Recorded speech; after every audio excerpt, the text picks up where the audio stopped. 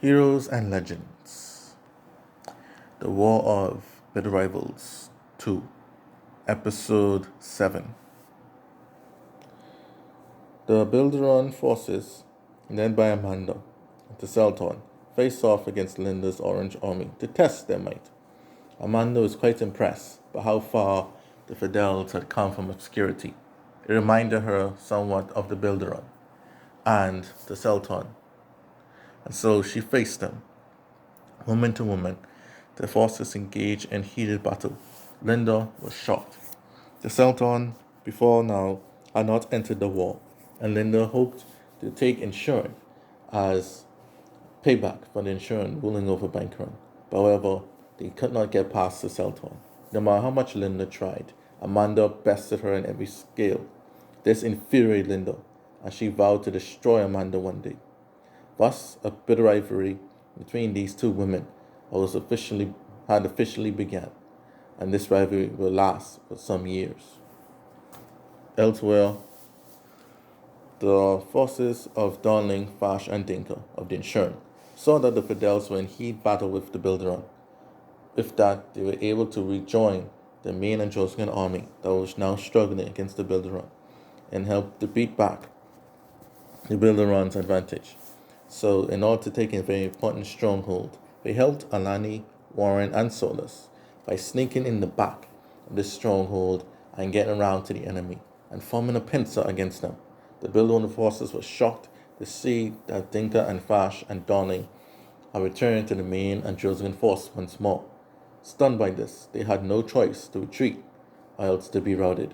This was a significant victory for the Androsican and a much needed morale boost in this war.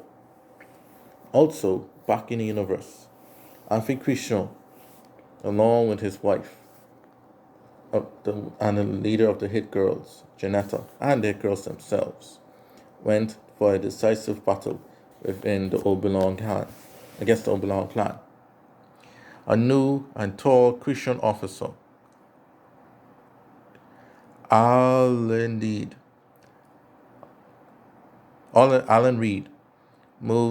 makes his debut. He is the fighter and is willing to fight to the death. He was a kind and skillful warrior, and his tall demeanor made it very fearsome.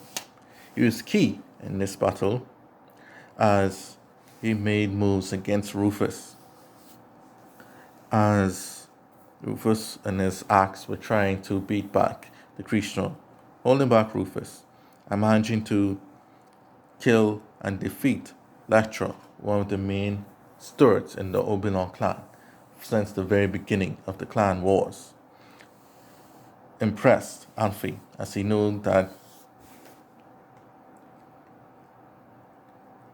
Adelaide was a great hire indeed. Even Janetta, Vera, and Patrice were impressed with his skills. This allowed Alfie to go after the rest of the Oberon clan. Thus, at the end of the battle, Mazzani and Alfie fought, and Alfie avenged all his fallen comrades that Mazzani had killed over the years, and they were fighting on top of the hill. And then, after the hill, Mazzani fell, and he lost his spear and was knocked out. Alfie went to put in the final finishing blow.